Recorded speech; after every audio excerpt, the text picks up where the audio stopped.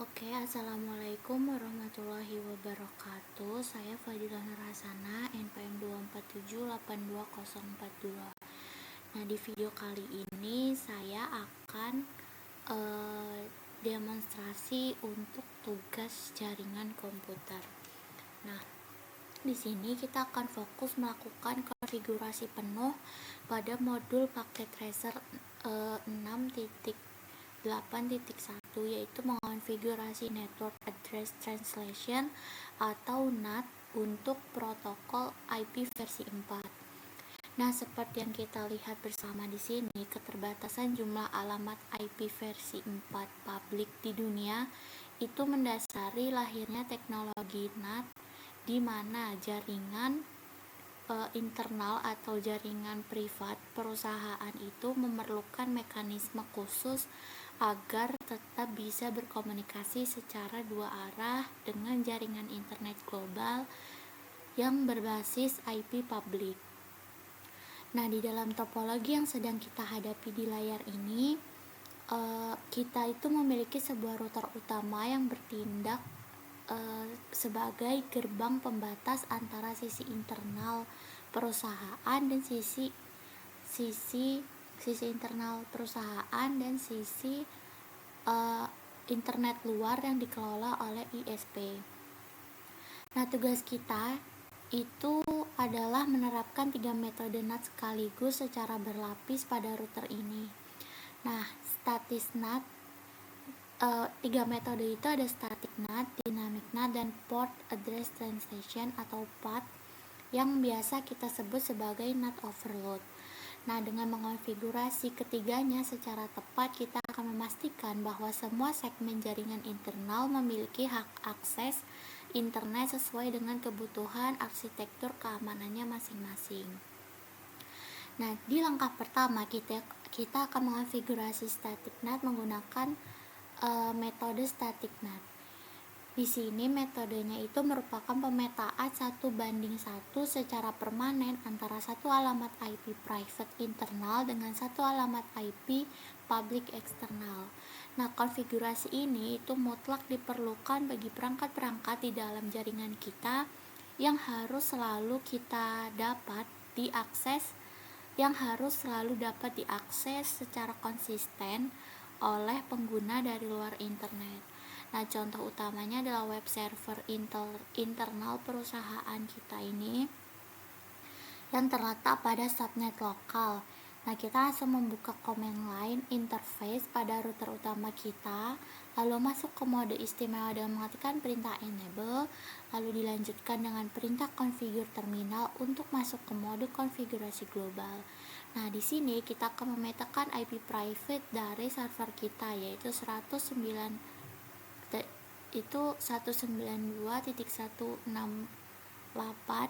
lalu .10, lalu menuju ke alokasi IP publik tunggal yang sudah diberi oleh pihak ISP. Di sini kita misalnya 209.165.200.225.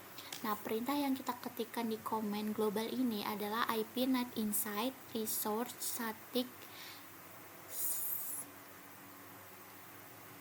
192.168.1.10 209.165.200.225. Nah, melalui perintah tunggal ini, router secara otomatis akan mencatat di dalam memori jangka pendeknya bahwa setiap kali ada paket data dari luar yang menuju ke IP public 225 tersebut, paket itu harus diteruskan langsung tanpa modifikasi port ke server internal kita. Nah, begitupun sebaliknya saat server mengirimkan paket keluar. Nah, setelah berhasil menyimpan aturan statik untuk server, kita harus segera beranjak ke langkah kedua, yaitu membangun konfigurasi dynamic NAT. Berbeda dengan mode statis yang sifatnya kaku atau mengikat satu IP satu IP selamanya. Dynamic NAT ini bekerja dengan cara menyediakan kelompok alamat IP publik yang valid atau yang biasa kita sebut sebagai NAT pool. Nah, IP publik yang ada di dalam pool ini nantinya akan dipinjamkan secara dinamis dan bergantian kepada perangkat-perangkat internal mana saja yang sedang aktif mengirimkan permintaan ke arah internet. Nah, untuk mengonfigurasi hal ini, langkah awal yang wajib kita lakukan adalah membuat sebuah alat penyaring data yang dinamakan Access Control List standar. Nah, aturan ACL ini itu berfungsi untuk mendefinisikan lalu lintas atau subnet mana saja dari jaringan internal kita yang secara sah diizinkan untuk mendapatkan transisi alamat IP ini. Nah, di dalam prompt konfigurasi global router, kita ketikkan perintah access list 1 permit 190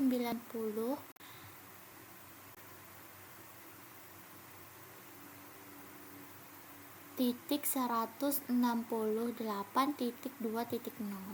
Nah, diikuti wildcard max-nya yaitu 0.0.0.255. Nah, penggunaan wildcard max 00255 di sini sangat krusial karena menginstruksikan router secara spesifik untuk memeriksa kecocokan 3 oktet pertama secara mutlak sehingga seluruh komputer yang berada di bawah subnet 2.0 itu akan tercangkup di dalamnya.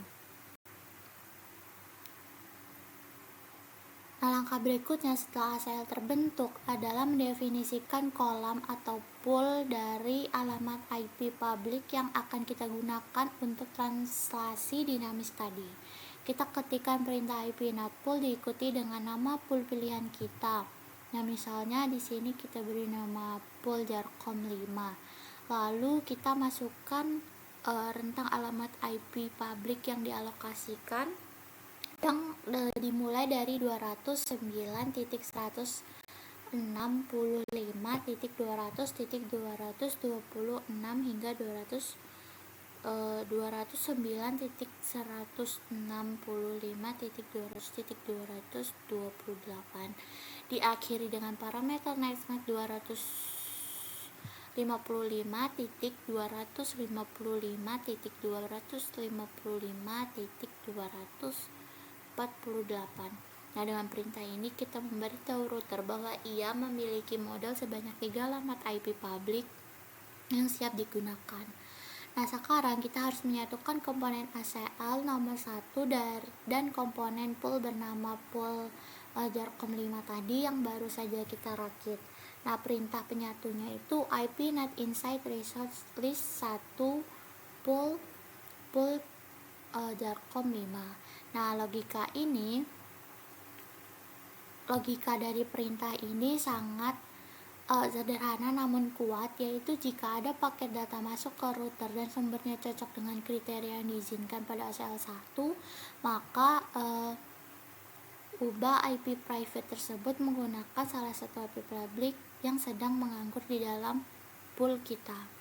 Namun, bagaimana jika dalam kondisi nyata jumlah komputer internal yang ingin mengakses internet jauh lebih banyak daripada jumlah IP public yang tersedia di dalam pool kita? Jawabannya itu masuk ke langkah 3 tadi, yaitu menerapkan konsep path atau port address translation. Nah, yang di dalamnya itu ada sistem operasi Cisco iOS diaktifkan menggunakan kata kunci overload. Nah, path ini adalah solusi paling efisien karena memungkinkan ratusan atau bahkan ribuan perangkat lokal dengan IP private berbeda untuk berselancar di internet secara bersamaan hanya dengan memanfaatkan satu buah alamat IP publik yang melekat pada interface fisik WAN router kita.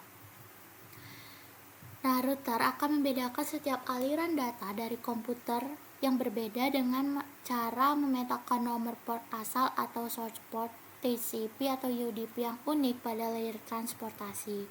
Nah, untuk mengonfigurasinya, pertama kita buat sebuah ACL lagi untuk segmen komputer lainnya. Misalnya kita ketik akses list 2 permit 192.168.3.00.0.0.255.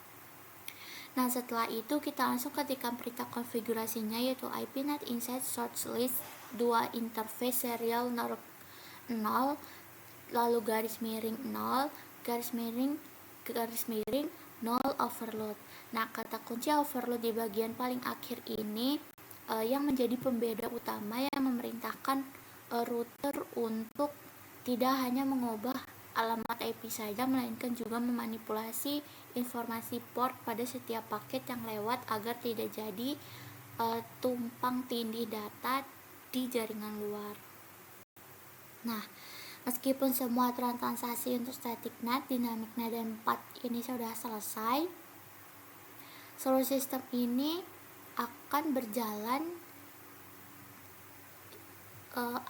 belum berjalan sebelum kita melakukan langkah krusial berikutnya, yaitu menentukan arah atau orientasi dari masing-masing interface fisik yang ada pada router kita. Nah, di sini kita harus memberitahu router secara eksplisit pintu mana yang menghadap dalam jaringan lokal kita, dan pintu mana yang langsung berhadapan dengan dunia luar atau ISP. Nah, jika kita melewatkan langkah ini, router ini itu nggak akan bisa tahu kapan dia harus mengeksekusi tabel translasinya. Nah, pertama kita masuk ke interface lokal yang terhubung ke switch internal perusahaan kita dengan matikan perintah interface gigabit ethernet 0 garis miring 0. Di dalam submode interface ini kita ketikkan perintah pertahanan dasar, yaitu ipnet inside. Nah, di langkah ini kita ulangi pada semua interface lain yang mengarah ke jaringan privat kita. Lalu setelah itu kita keluar dan beralih menuju ke interface yang terhubung langsung ke kabel serial milik ISP dengan mengetikkan perintah interface serial 0 garis miring 0 garis miring 0. Lalu di dalamnya kita ketikkan perintah penentu, yaitu ipnet outside. Nah, dengan selesainya penentuan sisi inside dan outside ini, maka seluruh rangkaian konfigurasi NAT pada router kita telah aktif sepenuhnya.